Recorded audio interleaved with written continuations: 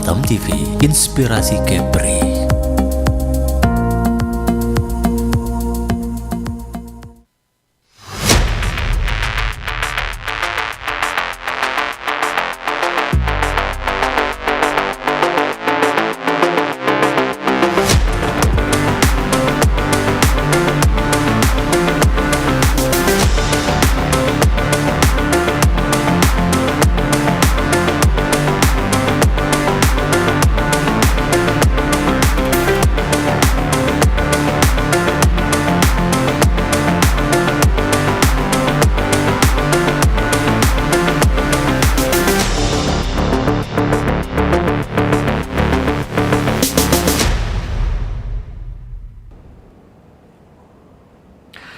Halo, selamat siang sahabat sehat. Tentunya senang sekali kami hadir kembali dari hadapan Anda untuk program Bincang Prima bersama RSBP Batam. Bincang Prima tentunya profesional, responsif, inovatif, mahir, dan akurat.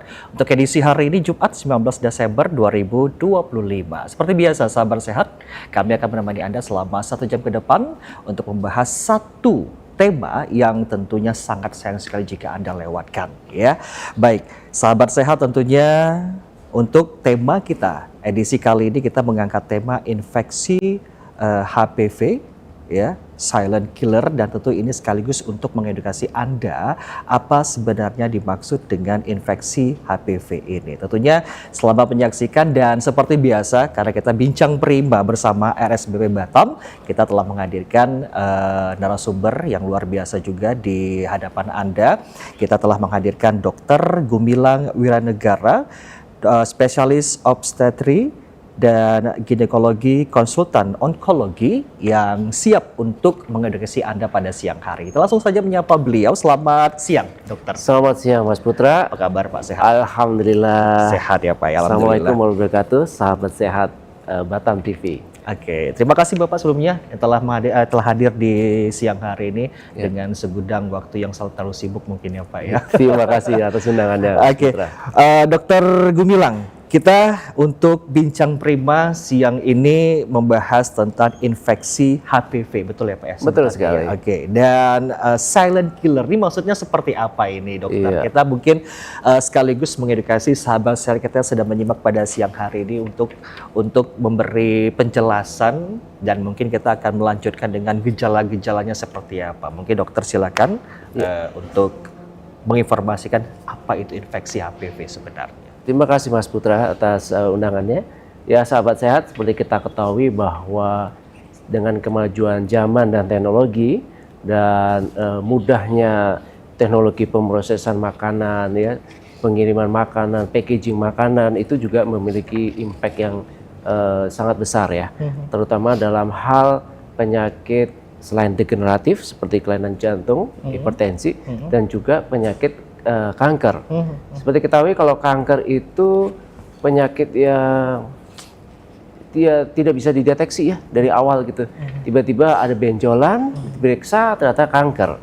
Dan seperti kita ketahui bahwa secara umum bahwa kanker itu terjadi, penyebabnya apa sih, Dok?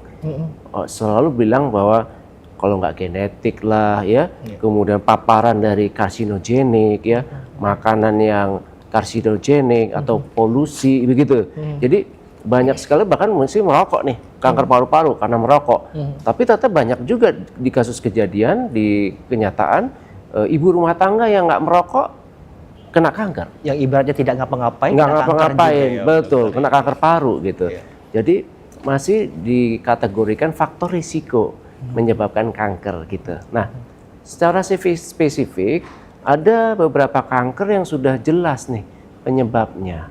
Salah satunya adalah infeksi virus HPV. Infeksi virus HPV itu adalah human papillomavirus. Dia merupakan virus mikron gitu, ya, double helix DNA gitu. Itu merupakan faktor utama penyebab kanker. Apa itu? Yaitu kanker serviks. Jadi sudah ada penelitiannya bahwa 99,8% kanker serviks itu disebabkan oleh virus HPV. Luar biasa, gitu. Jadi beda dengan penyakit lainnya, misalnya kanker payudara.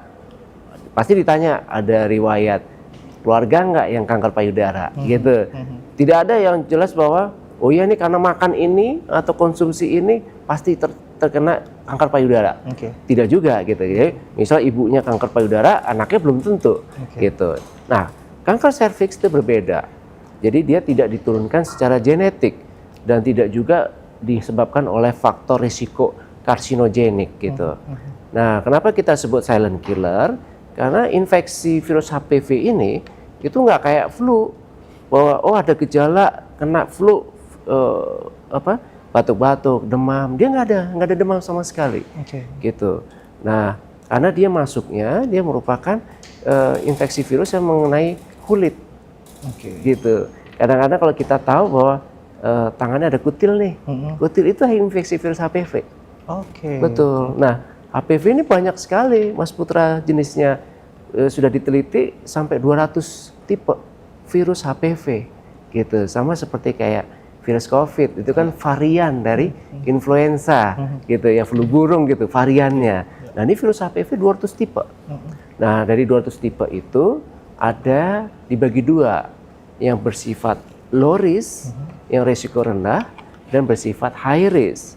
Apa itu? Jadi dia high risk, berisiko tinggi. Kalau dia menginfeksi kita, itu menyebabkan tinggi risiko jadi kanker. Menular artinya. Menular, betul. Jadi virus ini pasti menular. Jadi faktornya dia menular. Jadi dari suatu tempat ke tempat yang lain, gitu, Mas Putra. Artinya tidak bisa dianggap sepele nih dokter ya, HPV ini dokter. Betul sekali. Nah, dokter menjelaskan tadi bahwasanya ini adalah penyakit menular juga nih dokter ya. Nah, bagaimana sebelum jadi kanker tersebut, apakah ada terkena sesuatu dulu nih dari si pasien ini dokter? Ya, jadi kalau kita ketahui bahwa virus HPV ini dia tidak bisa berdiri sendiri. Dia pasti harus hidup di sel tubuh manusia. Bisa dari air liur ya, bisa dari cairan darah, bisa dari cairan mohon maaf ya, lendir organ intim, itu dia bisa hidup di situ. Nah, oleh sebab itu kalau kita ketahui nih, kalau di bidang saya kan kanker onkologi di bagian kandungan. Jadi memang spesifik di urusan kandungan. Kita sudah menangani dari 2018 hingga sekarang itu cukup tinggi angkanya, gitu. Karena kita ketahui bahwa kanker serviks ini merupakan kanker tertinggi nomor 2 pada wanita setelah kanker payudara, gitu. Dan angka insidensnya diperkirakan itu setiap menit itu 1 wanita Indonesia terkena kanker serviks, gitu. Dari Sabang sampai Merauke pasti ada 1, gitu setiap menitnya. Nah, infeksi virus HPV ini yang merupakan agen utama dari penyebab kanker serviks itu memang ditularkan. Ya. Nah, ditularkan ini ada 2 cara. Satu bersifat iatrogenik. Iatrogenik itu masuk dengan sendirinya atau dibantu oleh sesuatu yang masuk gitu. Nah, kita ketahui kalau kanker serviks itu kan di bagian organ intim, mohon maaf, dari vagina bagian dalam itu ada serviks. Pintu masuknya sebelum masuk ke dalam rahim. Nah, disitulah terjadi infeksinya. Jadi memang kita sebut silent killer karena nggak ada gejala, karena lokasinya di dalam. Beda kalau misalnya kita kena kurap gitu ya, kelihatan gitu. Ini ada di dalam. Sehingga begitu infeksi virus itu masuk, itu butuh waktu lama. Tidak langsung dia masuk minggu depan menjadi kanker, tidak. Dia butuh waktu lama. Nah, waktu yang lama atau pendek ini dipengaruhi oleh satu, jumlah paparan dari infeksi virus HPV tadi. Semakin sering dia masuk, maka semakin tinggi konsentrasi kadar virus HPV di dalam mulut rahim. Nah, yang kedua dari imunitas tubuh. Jadi kalau pasien tersebut atau individu tersebut memiliki gangguan imunitas, misal pada kasus dia infeksi TBC, infeksi HIV gitu ya, atau gangguan imunitas misalkan faktor autoimun, itu bisa terjadi penurunan kekebalan. Nah, sehingga terjadinya kanker bisa lebih cepat. Oke. Gitu, Mas Putra. Oke. Nah, HPV artinya kanker serviks gitu ya, dokter ya. Oke. Kebanyakan nih akan timbul pertanyaan nih. Biasanya kan memang yang dokter juga menjelaskan bahwasanya kanker serviks kebanyakan yang dapat ini perempuan juga. Apakah laki-laki juga bisa terkena? Betul sekali. Jadi memang kalau kita bahasakan ya, jadi kanker serviks itu kan di bagian organ intim wanita, yang bagian dalam. Tentu virus tersebut masuk harus ada yang bawa.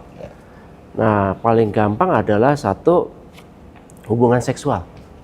Oleh sebab itu, pada beberapa negara ini juga dikategorikan merupakan penyakit menular seksual, infeksi virus HPV ini. Gitu. Nah, sehingga kalau sahabat sehat itu ya harus berhati-hati nih terhadap higienis, kemudian terhadap pola hidup ya. Jadi faktor risiko infeksi virus HPV itu meningkat pada perilaku seksual yang tidak aman, termasuk gonta-ganti pasangan ya, atau melakukan hubungan seksual tidak pada semestinya gitu. Itu meningkatkan risiko seperti itu. Nah, sehingga karena dia ada yang masuk gitu ya, jadi hubungan ini bisa saja nih antara, tidak mesti laki sama perempuan nih, ya, perempuan dengan perempuan juga bisa melalui jari atau alat bantu seks, itu juga bisa meningkatkan risiko masuk dia, gitu. Nah, kalau laki sama laki bisa juga nih meningkatkan risiko kanker anus, kanker penis. Jadi sama angkanya ternyata.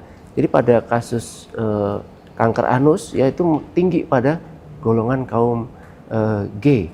Itu sekitar 90% disebabkan oleh infeksi virus HPV. Nah, pada wanita nih dengan laki ke perempuan, dia masuk dia. Nah, bedanya apa? Kenapa kok angka kejadian kanker anus, kanker penis pada laki-laki itu kok nggak kelihatan tinggi ketimbang perempuan?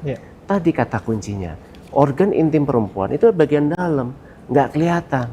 Sementara kalau laki-laki itu benda kan di luar, mudah dibersihkan sebenarnya. Jadi sebenarnya asalkan satu melakukan higienis yang baik, itu sebenarnya udah pertahanan utama dulu nih. Jadi mengurangi risiko jumlah konsentrasi virus yang ada di daerah kulit tersebut, kulit di daerah intim tadi. Begitu, Mas. Oke. Artinya ini sama dengan, maksudnya sama dengan penyakit menular ini ya, dokter. Betul sekali. Nah, bedanya dengan HIV dengan ini apa nih, dokter? Apakah maksud saya adalah prosesnya apakah sama terkenanya seorang pasien itu dengan HPV atau HIV ini gimana, dokter? Ya. Jadi beda dengan virus HIV, hepatitis gitu ya. Jadi HIV, hepatitis itu utamanya lebih menular lewat darah. Misalkan transfusi ya, atau pemakaian ini jarum suntik yang pada orang-orang penyalahgunaan narkoba, itu meningkat ya. Nah, kalau HPV dia tidak, dia sifatnya hidupnya di epitel. Epitel itu di daerah permukaan kulit. Daerah permukaan kulit dan yang tertentu aja gimana, dokter? Iya, tertentu. Tetapi utamanya kulit. Jadi makanya tadi ada kayak kutil, kadang-kadang ada sahabat sehat mulai, dok saya ada kutil di kaki. Oh, atau mata ikan. Atau mata ikan? Tahu. Itu penyebabnya virus HPV. Tapi yang disebut low risk, yang risiko rendah. Makanya dia jadi kutil gitu. Nah, itu virus HPV itu. Makanya virus HPV itu sebenarnya ada di mana-mana, Mas. Jadi mau di tanah juga ada gitu. Makanya sekarang kayak, mohon maaf nih, kayak di pasar swalayan menjual itu tuh toilet spray atau tisu toilet. Nah, itu juga harus hati-hati. Itu juga kita tidak bisa menyalahkan ya. Artinya ya kalau kita bepergian bawalah itu tisu. Jadi kalau kita mau pakai toilet umum duduk, kita bersihkan dulu. Itu juga salah satu rangka gitu kita mengurangi terjadinya paparan gitu. Oke, berarti selama ini yang namanya kutil sama dengan yang dokter sebutkan juga mata ikan seperti itu memang kalau sudah terkena itu apakah kita dibiarkan saja? Karena mungkin kan selama ini kan banyak nih dokter, ada juga beberapa yang dibiarkan saja, mungkin di anu sendiri ini dikupas sendiri atau gimana? Nah, itu gimana? Itu apakah perilaku yang benar atau bagaimana, dokter? Atau apa yang harus kita lakukan? Ya, jadi kalau timbul mata ikan, kutil itu kan termasuk infeksi virus HPV yang jenisnya low risk. Low risk ya. Jadi nggak akan dia menjadi kanker gitu, tidak ya. Jadi kalau misalnya mau dikopek-kopek, lama-lama juga habis juga, hilang juga gitu. Iya, Pergi ke dokter pun juga dikopek juga, cuman dibius kan, dibius diambil langsung total hilang gitu. Jadi nggak usah khawatir, yang penting satu menjaga perilaku hidup bersih. Jadi misalkan nih habis main di luar rumah gitu, itu terutama anak-anak nih ya, anak-anak kecil, anak-anak apa remaja, itu punya mata ikan tuh sering, karena dia suka main di luar, nggak ada masalah.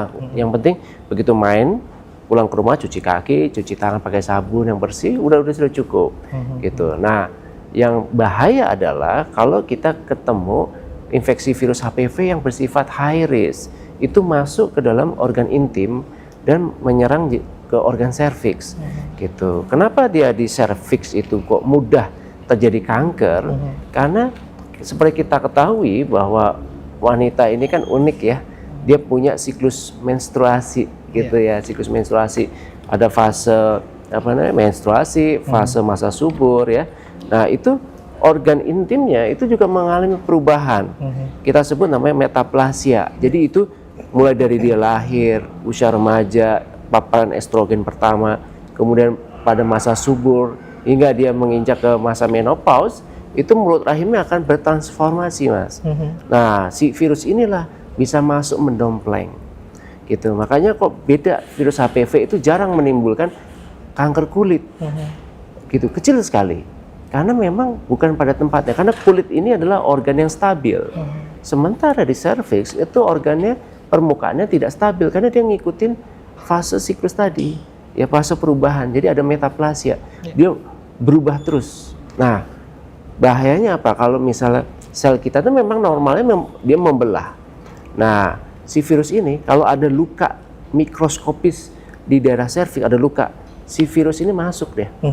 Masuk, kemudian dia punya istilahnya karena selubung DNA ya, ada L1, L2 gitu, itu akan berusaha anchor itu masuk ke dalam epitel dari serviks.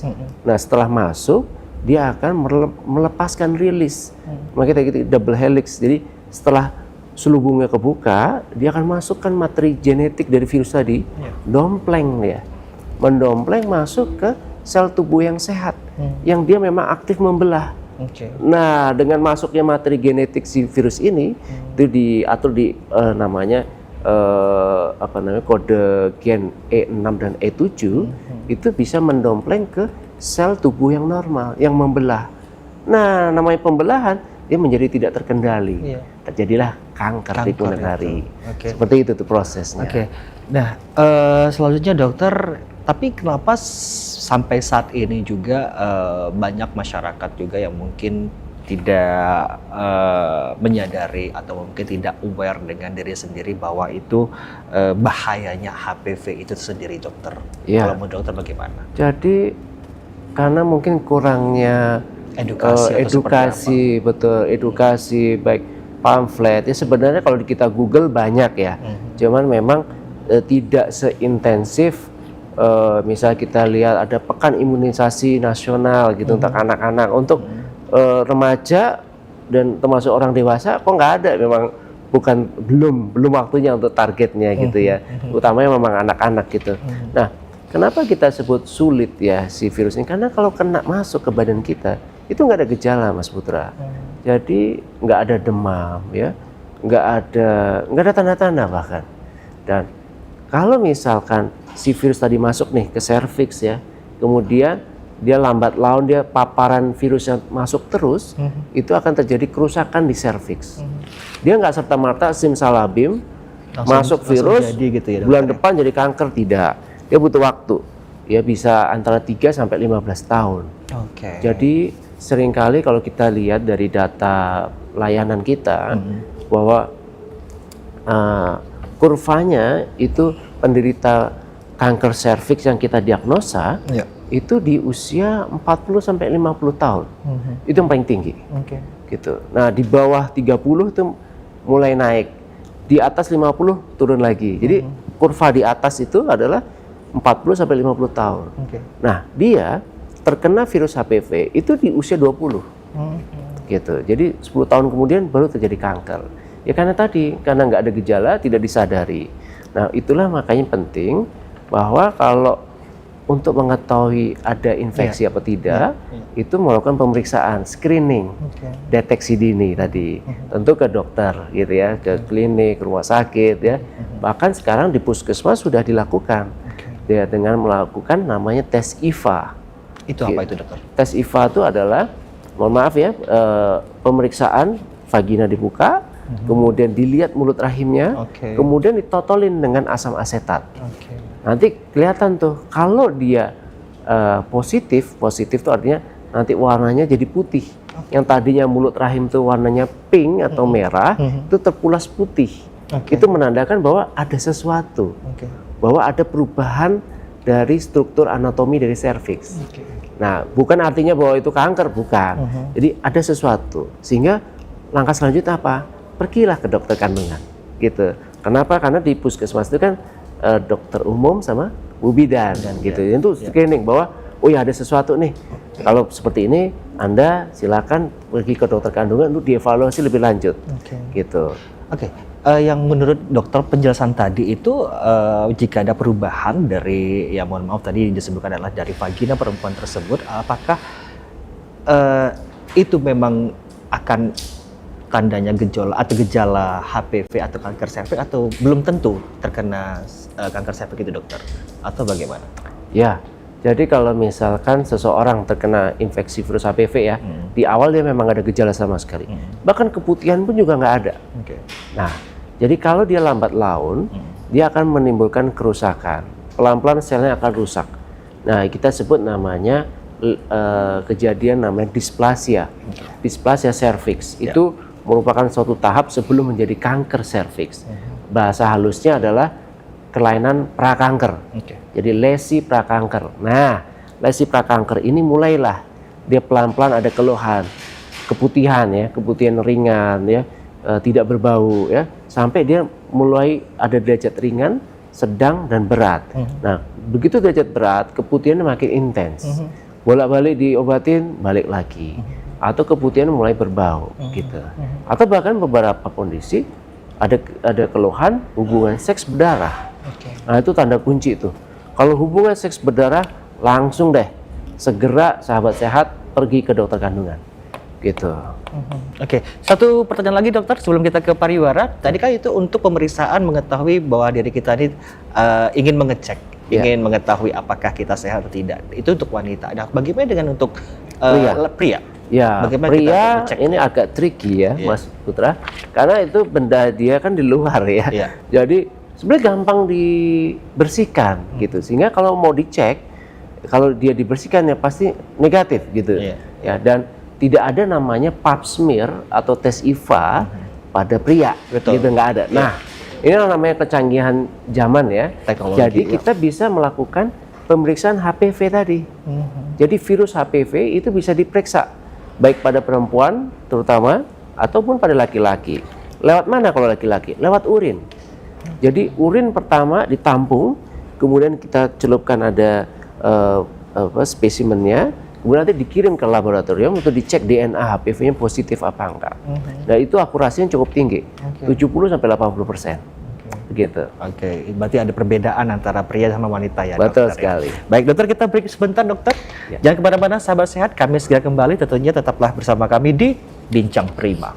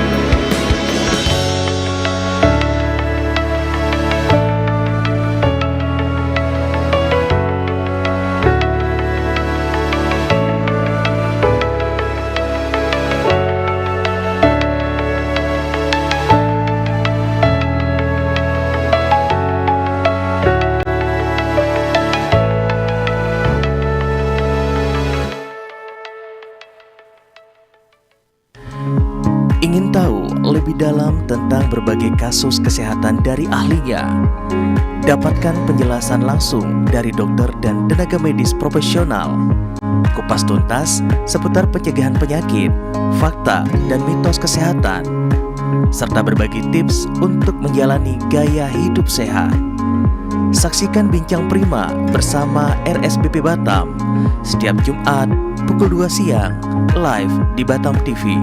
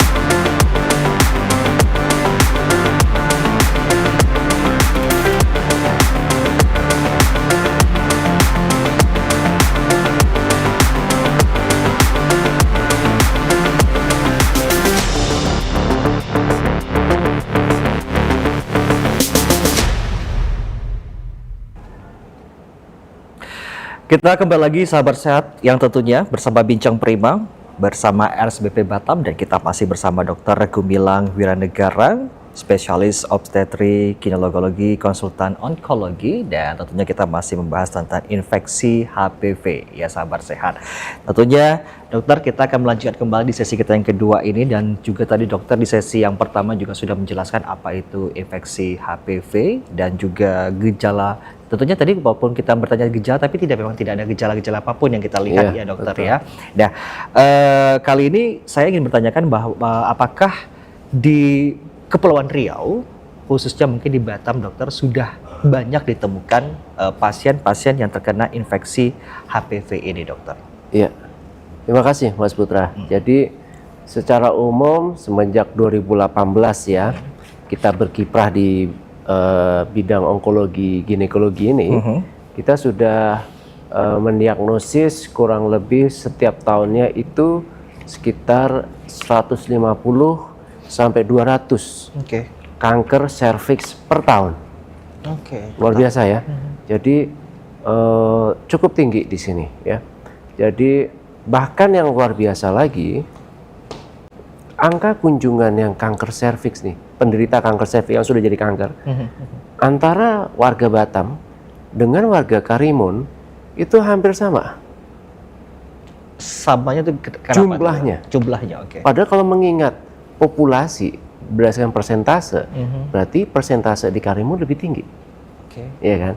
Nah, tentu ini memang menjadi PR buat kita, terutama untuk dinas kesehatan untuk melakukan evaluasi dan mengelaborasi lagi kenapa kok angka kejadian kanker serviks itu meningkat gitu ya. Nah, tentunya seperti tadi kita ketahui bahwa infeksi penyebabnya kan si virus HPV, dan kita udah tahu tadi deh penyebarannya gimana, yaitu melalui alat organ genital gitu masuk ke dalam. Nah, kita ketahui bahwa kita kan di Batam ini kan negara perbatasan nih. Nah, itu tentu patut diwaspadai ya. Kita pengen sih pariwisata bagus gitu ya. Tapi juga pengen warga kita sehat, Sehat, gitu. Jangan sehat, sampai aman, nyaman gitu lah. betul sekali. Jangan sampai uang yang didapat dari pariwisata yang baik habis untuk pengobatan. Ya. Nah, itu sayang banget gitu. Nah, jadi kanker serviks ini sayangnya ya Mas Putra, itu 75% misal datang ke dokter, kita bilang nih ke pasien, kita periksa, Bu, mohon maaf, Anda sudah terdapat atau terjangkit kanker serviks. Nah, setiap kita mengatakan gitu, 75% itu udah stadium lanjut, Mas. Di atas stadium 2, 2B, 3, 3B. Gitu. Itu jadi artinya jarang sekali kita ketemu itu masih prakanker atau masih kanker stadium 1. Kecil sekali. Jadi udah telat. Itu kenapa dokter kebanyakan dijumpa seperti itu? Ya. Kurangnya sadar dari Betul, masing-masing sebenarnya lebih ke arah kesadaran terhadap kesehatan diri sendiri. ya. Jadi seringkali kita ketemu ya, itu pasien itu sudah mengeluhkan keputihan, Dok, berbau. Udah lama sih, Dok, udah setahun, 8 bulan diobatin. Kadang-kadang pengobatan mandiri, ya datang ke apotek beli obat sendiri gitu. Kemudian hubungan seks, mohon maaf nih, hubungan seks berdarah. Sejak kapan? Sejak 2 tahun yang lalu, Dok. Nah, ini terus kenapa baru datang sekarang? Iya, Dok, sekarang udah tiap hubungan seks berdarah. Kalau dulu kadang-kadang aja. Nah, ini yang menyebabkan keterlambatan diagnosa. Sehingga itu akan mempengaruhi terhadap survival pasien kanker itu sendiri. Karena kalau kanker stadium 1 kita tangani dengan baik dibandingkan dengan stadium 3 tentu beda ya gitu. Jadi termasuk angka kekambuhan segala macam tentu makin kecil makin baik. Nah, memang untuk pemeriksaan tadi deteksi dini kanker serviks ya, itu pemeriksaan HPV DNA itu menjadi golden standard tuh. Ya, cuman memang belum masuk dalam jaminan kesehatan nasional kita. Jadi memang masih bersifat mandiri. Yang sudah adalah tes IVA tadi di puskesmas, karena benar-benar sederhana. Sehingga itu sebaiknya saya sarankan kepada sahabat sehat Batam TV dan masyarakat Kepri pada umumnya untuk jangan lupa datang ke puskesmas atau ke Vaskes 1 untuk melakukan screening tes IVA.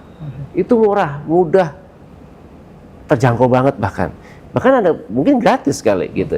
Jadi nggak usah takut, Dok, aku takut kalau terjadi sesuatu. Ya jangan, mumpung nggak ada gejala, periksakan. Betul. Gitu, jangan sampai seperti ini misalnya analoginya. Saya mau periksa kolesterol, kenapa? Tensiku udah naik, ya udah terlambat. Gitu, ya cek berkala sebelum tensinya naik, kolesterol naik, atau saya mau cek kolesterol, kenapa? Aku udah kena stroke misal, kan udah terlambat itu. Ya, sebelum ada gejala, lakukanlah deteksi dini tadi, karena benar-benar murah banget. Nah, untuk pemeriksaan tadi, infeksi virus HPV tadi, berdasarkan DNA, itu saat ini masih bisa dilakukan, baru bisa dilakukan di laboratorium yang cukup lengkap, ya. Bisa di rumah sakit, klinik, tapi pasti akan ke laboratorium untuk dicek DNA-nya. Seperti itu, Mas Putra. Nah, ini mungkin momen yang paling tepat juga ya, dokter. Kita masih berada di Bincang Prima, mungkin kita ingin mengganti mindsetnya masyarakat atau sahabat sehat yang sedang menyimak kita pada siang hari ini. Kan dokter tadi menjelaskan bahwasanya jangan nunggu terkena dulu baru kita menyesal atau baru kita cek dulu. Nah, ini mungkin dokter bisa mengajak kembali dokter untuk sahabat sehat ketika kita ingin mengecek. Kan ada beberapa juga masyarakat ini yang takut terjadi sesuatu sama kita. Nah, itu bagaimana cara kita untuk menggantikan ketakutan ini agar kita bisa mau untuk ngecek HPV ini, dokter? Ya, jadi lebih tepatnya mungkin untuk mendeteksi dini kanker serviks. Gitu. Mendeteksi dini kanker serviks itu penting banget. Jadi karena kita tahu tadi kan bahwa angka kejadian kanker serviks itu usia 40-50 ya. Kita tahu usia 40-50 itu kalau seorang wanita punya anak itu udah mulai SMP minimal, SMP sampai kuliah. Itu sudah harus cek atau gimana, dokter? Ya, artinya dia udah punya anak. Oh, Nah, kembalikan ke diri kita mau hidup sehat nggak? Kita pengen hidup sehat sampai ngeliat kita punya cucu nggak? Itu dia. Jadi sebenarnya pemerintah itu sudah cukup baik ya, sudah menyediakan pusat-pusat kesehatan maupun vaskes, hampir di tiap kecamatan itu sudah ada. Tinggal kitanya sebagai warga itu meringankan langkah lah, datang gitu ke puskesmas ataupun vaskes 1.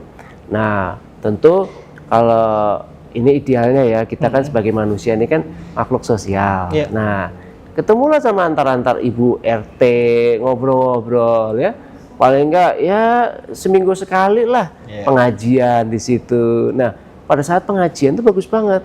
Undanglah misalkan tenaga kesehatan, bidan, perawat yang di sekitar rumah kita.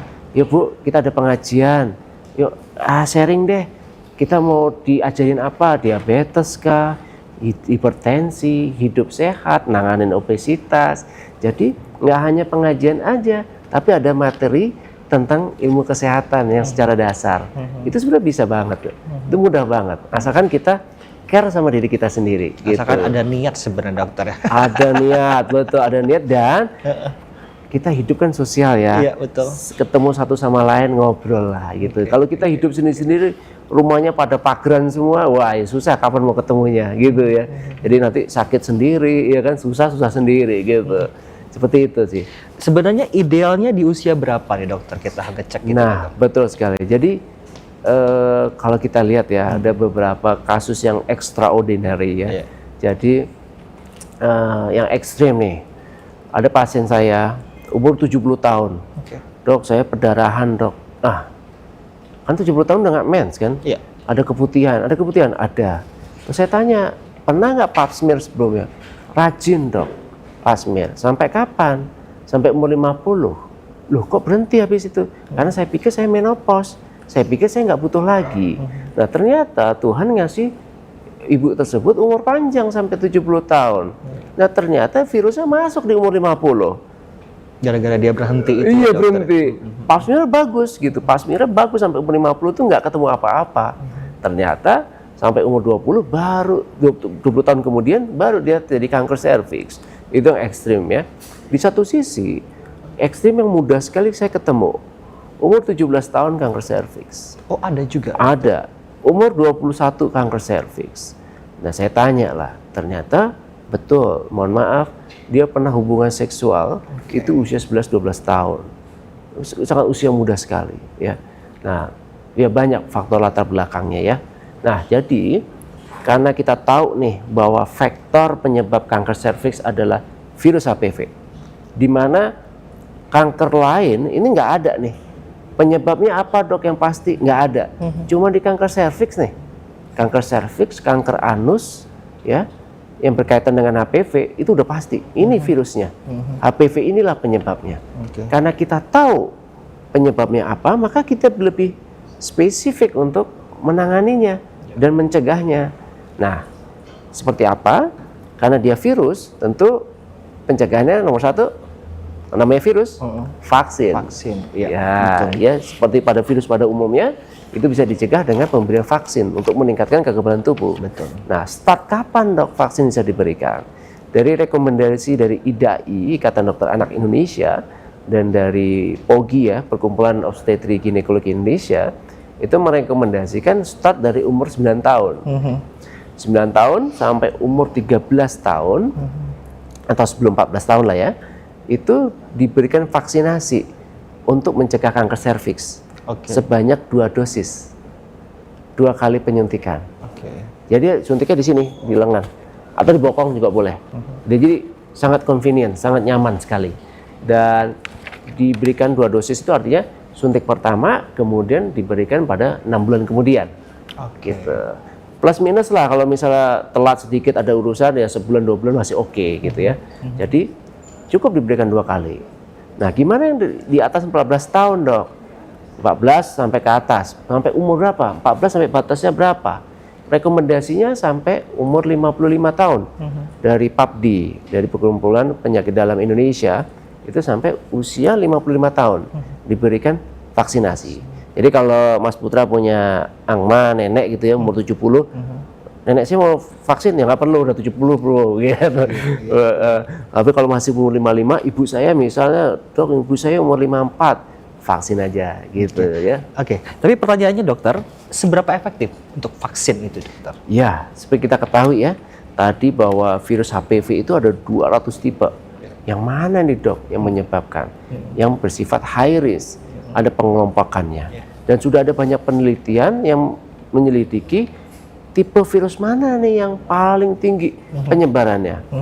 Nomor 1 tipe 16, kedua 16, 18. Ya ini yang paling tinggi. Kemudian ada tipe 31, tipe 33, 45, 52, 58, 61, dan ada beberapa lagi. Itu berdasarkan populasi. Nah, prevalensi komposisi tadi dari virus tadi itu tiap-tiap negara berbeda, Mas. Di Eropa berbeda, di Amerika berbeda. Tetapi satu yang paling khas adalah 16 dan 18. Itu konsisten. 80% dari kanker serviks kalau dicek virusnya itu 16 dan 18, dua itu. Gitu. Itu konsisten ya. Jadi virulensi atau daya rusak dari tipe 16 dan 18 ini sangat tinggi. Jadi seseorang kalau kena itu virus 16 dan 18 masuk, itu bisa cepat banget jadi kanker, gitu bahasanya. Gitu. Nah, kemudian kalau di Indonesia gimana? Setelah 16 18 tipe 52. Kalau di Cina dia tipe 33. Gitu. Kalau di Belanda dia tipe 35 yang ketiganya. Gitu. Jadi khas banget. Nah, oleh sebab itu vaksinasi yang diberikan itu mencakup ada 2 generasi gini Mas ya. Generasi awal vaksin itu mencakup 4 virus tipe. Yang low risk 2, yang high risk 2.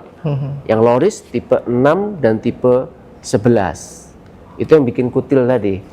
Baik kutil yang di kaki, kutil kelamin, mohon maaf ya kayak jengger ayam tadi, kondiloma kita sebutnya, itu disebabkan yang low risk. Nah, yang high risk 16 dan 18. Nah, 16-18 ini 80% tadi Mas. Jadi kalau seseorang divaksinasi dengan vaksinasi yang generasi awal, itu istilahnya Anda terlindungin 80%.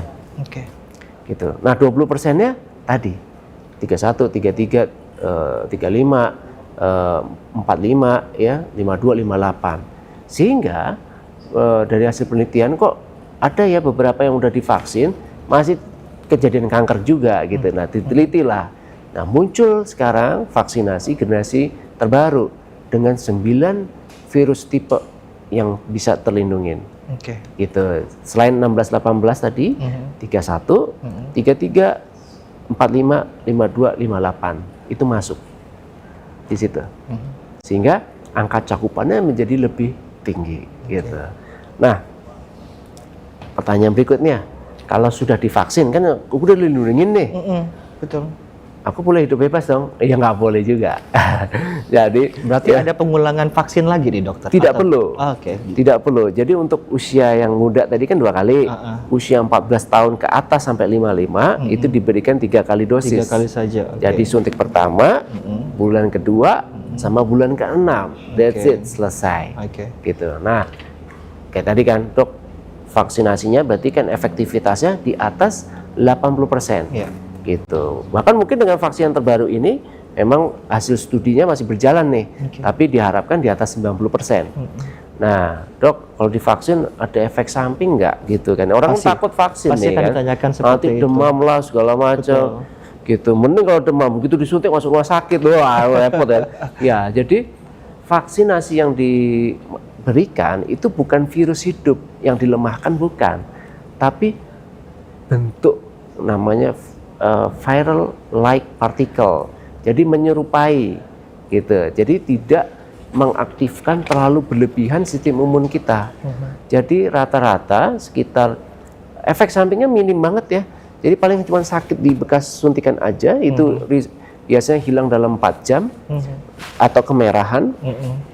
Demam itu kecil banget, di bawah 2% kejadiannya itu tergantung imun kita atau juga Iya, dok, betul, dan respon badan ya. Iya. Yang lebih repot kalau alergi, Betul. bisa saja ya. Jadi disuntik, gatal-gatal, sesek, ya udah, mohon maaf ya, berarti tidak cocok, tidak bisa diberikan vaksinasi. Oke. Tapi selama kalau cuma nyeri, sakit, biasa, biasa. itu biasa. Minum paracetamol aja. Oke, artinya pada saat pasien ingin melakukan vaksin tersebut, apakah dokter nanti akan menanyakan apakah beliau ada riwayat yang lain atau segala macam? Itu pasti akan ditanyakan ya dokter pasti, ya. betul sekali. Dan tentunya sebagai pasien juga harus jawab dengan jujur gitu ya dokter Oh, ya. betul, Ya. betul sekali. Agar kita betul. memang tidak ada kesalahan di kemudian harinya. Iya, seperti itu. betul. Iya. Supaya meminimalkan tadi efek samping ya, Iya, gitu. betul. Oke. Gitu. Jangan kan gitu ya, mohon maaf nih. Kita aja kalau pergi ke restoran hotel itu kadang-kadang ditulis tuh mengandung kacang-kacangan. Ya kan kalau orang alergi kacang kan bisa Betul, alergi sesek juga, juga sesek gitu, juga, kayak ya. gitu. Oke, dokter, untuk penyakit kali ini apakah gaya hidup itu pengaruh juga, dokter? Ya, betul sekali. Jadi gaya hidup yang mempengaruhi meningkatkan risiko kanker serviks ini nomor satu ya tadi ya, terkait penyebaran virus HPV. Oke. Jadi perilaku seks yang tidak baik, gonta-ganti pasangan ya, kemudian tidak bersih ya. Kemudian yang kedua tadi merokok, menurunkan imunitas. Makanan juga sama, kurang olahraga. Karena imunitas itu berkaitan sama diet dan olahraga. Gitu. Jadi kita sarankan untuk melakukan diet dan olahraga dalam rangka untuk meningkatkan imunitas kita tadi. Gitu. Oke, berarti pengaruh sekali ya sahabat sehat ya. Baik dokter, kita break sebentar boleh lagi dokter ya? Boleh, silakan. Pemirsa atau sahabat sehat jangan kemana-mana, kami segera kembali lagi untuk sesi yang terakhir tentunya. Tetaplah bersama kami di Bincang Prima bersama RSPP Batam.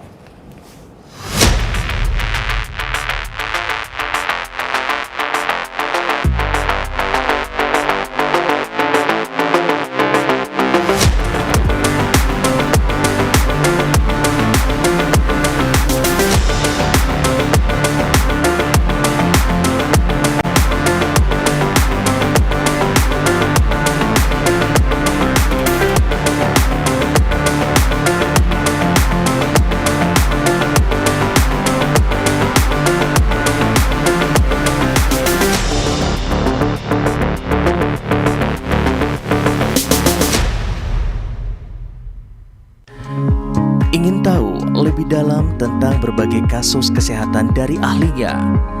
Dapatkan penjelasan langsung dari dokter dan tenaga medis profesional. Kupas tuntas seputar pencegahan penyakit, fakta dan mitos kesehatan, serta berbagi tips untuk menjalani gaya hidup sehat.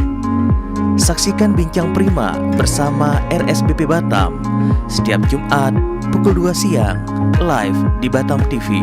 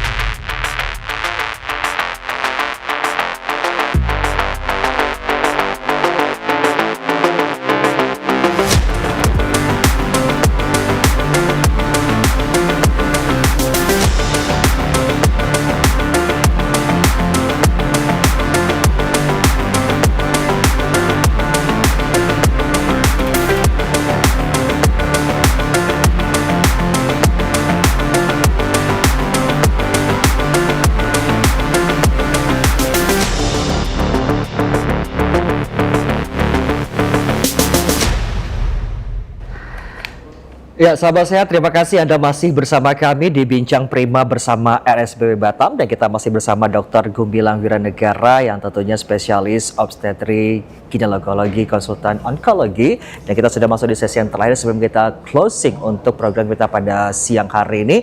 Kita akan kembali, ada beberapa pertanyaan lagi kita akan lontarkan kepada Dr. Gumilang ya dokter ya. Nah dokter, tadi di sesi sebelumnya kita sudah berbicara tentang vaksin ya dokter ya. Nah tadi apakah vaksin itu untuk perempuan wanita saja atau pria juga nih dokter? Gimana? Ya, jadi karena insiden ya kanker serviks itu tinggi banget, ya, gitu ya. Dan awalnya memang untuk perempuan gitu ya, melindungi perempuan. Tetapi ya zaman makin maju gitu ya, jadi golongan LGBT ini juga makin meningkat jauh, sehingga kanker anus insidensnya dan kanker penis itu mulai naik, sehingga dipikirkanlah bahwa memang kita perlu rekomendasi untuk laki-laki divaksin. Kita tentunya tidak berkaca dari situ ya, tapi artinya bahwa vektor penyebaran dari virus HPV ini laki dan perempuan itu memiliki peranan yang sama.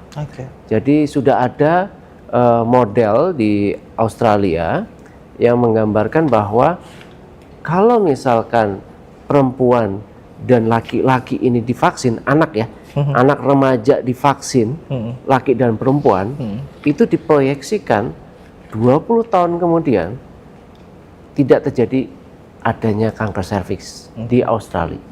Jadi kita tahu bahwa ternyata penting nih peranan si laki dan perempuan ini kalau divaksin itu akan mengurangi jauh insiden kejadian kanker serviks.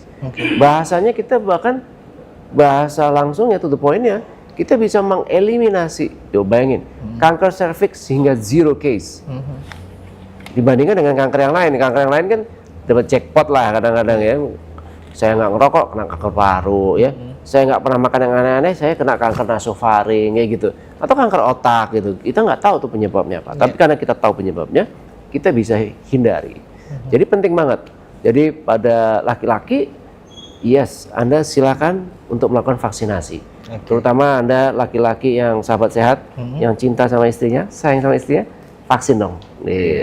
Jadi tidak ada perbedaan ya, kesehatan itu mau menyangkut wanita atau pria tetap harus kita vaksin gitu. Nah, untuk vaksin ini kan kita juga melihat dari kondisi tubuh kita sendiri, dokter. Apakah memang tidak ada efek sampingnya ketika kita mengidap satu penyakit yang lain, tapi kita tetap vaksin HPV ini? Itu bagaimana penjelasan dokter? Ya, secara umum sih tidak ada kontraindikasi ya, kecuali kalau penyakitnya yang ekstrim, misal dia punya autoimun, itu harus hati-hati banget, harus perlu dikonsultasikan. Atau dia lagi gampang ini, saya lagi kena flu dok, vaksin nggak? Ya enggak lah, nggak masalah, tunggu dulu sehat dulu gitu ya. Nah ini yang paling penting karena dia perempuan nih, dok saya lagi mens, vaksin nggak? Vaksin aja, nggak usah khawatir. Yang nggak boleh vaksin kalau hamil, nggak boleh. Jadi kalau misalkan nih, saya mau vaksin dok, tapi saya lagi hamil, ya jangan dulu, stop. Ya. Tapi kalau misalnya dok saya sudah suntik pertama, kedua, tiba-tiba kan ada waktu tunggu tuh 6 bulan kemudian. Saya hamil dok, gimana nih suntikan yang ketiga? Nah itu bagaimana dokter? Stop, tunggu setelah lahiran baby, barulah vaksin. Jadi saya masih menyusui nih dok, aman, gitu. Jadi pada sahabat sehat yang lagi menyusui babynya, vaksinasi aja, aman, dia tidak masuk ke air susu ibu, gitu. Berarti ada tahap-tahapnya dan juga ada batas-batasnya juga ya dokter ya. Dokter, selanjutnya ini seberapa penting ini? Mungkin kita berbicara tentang peran dari orang tua nih dokter ya, untuk mengedukasi anak-anaknya mengenai kanker atau infeksi HPV ini dokter.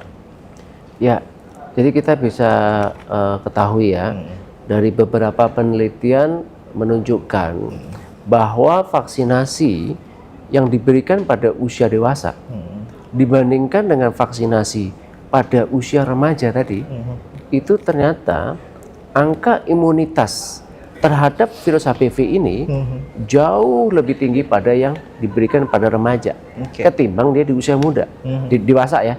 Jadi sangat kita rekomendasikan diberikan vaksinasi HPV pada usia remaja tadi, usia muda tadi, 9 tahun start. Itu kita berikan. Jadi tentu orang tuanya harus paham dulu nih, melek dulu nih bahwa oh ada loh program vaksinasi untuk HPV untuk tujuannya untuk mencegah nanti investasi pencegahan kanker serviks di kemudian hari. Gitu. Oke. Nah, selanjutnya dokter, dari dokter sendiri kan kita kan sudah mengedukasi untuk sahabat sehat sedang menyimak kita pada siang hari ini. Mungkin ada pesan khusus nggak untuk sahabat sehat kita mengenai infeksi HPV ini? Mungkin dari ya kita ketahui bahwasanya kalau kita ingin mengetahui informasi tentang infeksi HPV kita tinggal buka Google aja gitu dokter. Cuman kan mungkin banyak penjelasan yang membingungkan nanti mereka yang membaca di Google. Dan dari dokter sendiri kan memang kita harus konsultasi dokter ya. Apakah boleh langsung ke dokter langsung? Bisa. Begitu langsung kan Bisa. ya. Dan mungkin dokter bisa informasikan mungkin dari dokter ada di RSBP itu kapan saja gitu bisa dikonsultasikan gitu, silakan. Baik. Jadi terima kasih Mas Putra.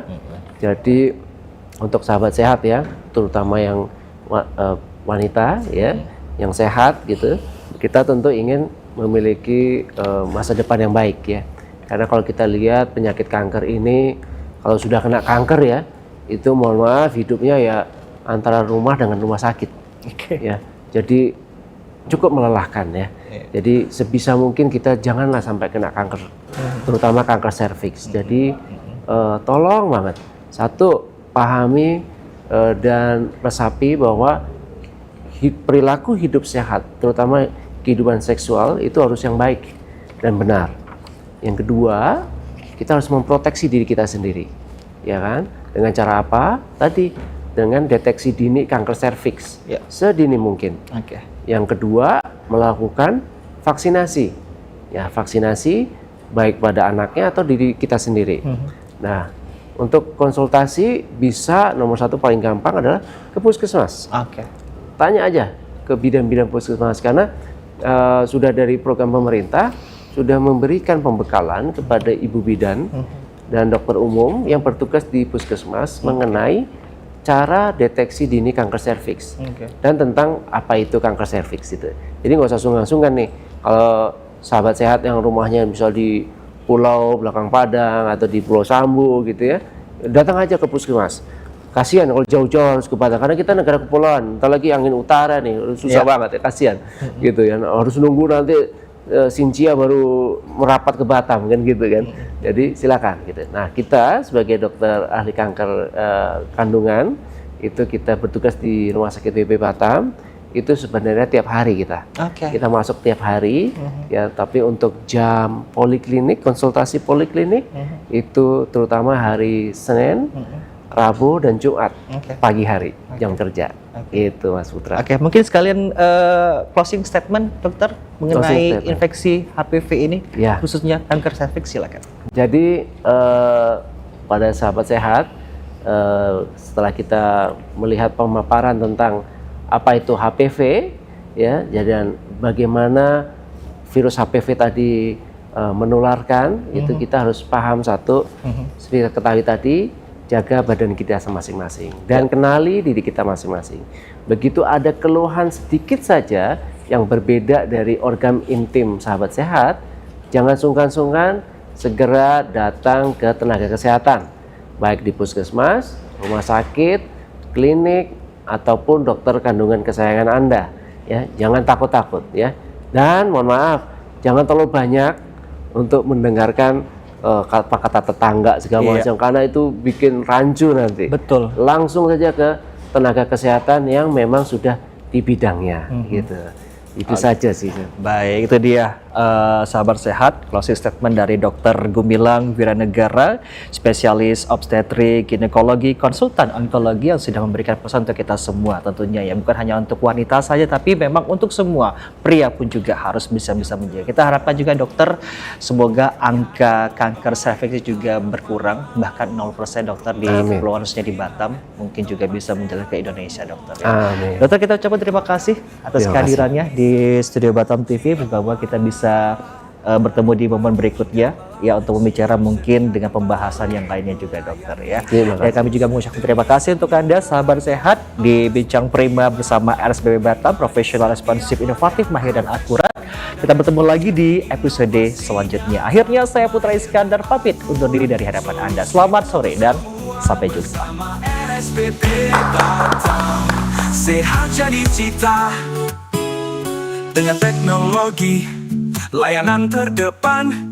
Kami hadir cepat, sahabat kesehatan. Tak sekadar merawat, kami ingin lebih, memberi arti di setiap detik hidup ini. Dari hati kami melayani, semangat takkan pernah mati. Bersama kita melangkah pasti menuju Batam yang sehat dan mandiri.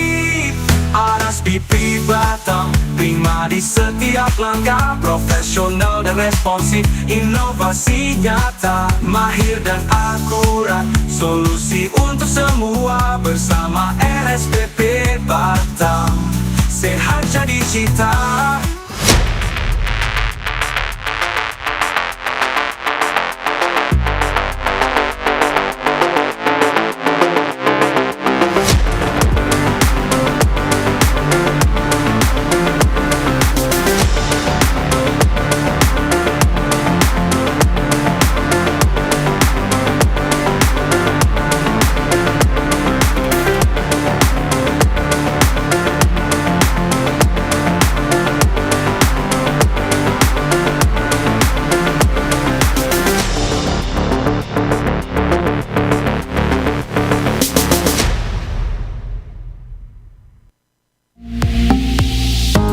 Batam TV, inspirasi Kepri.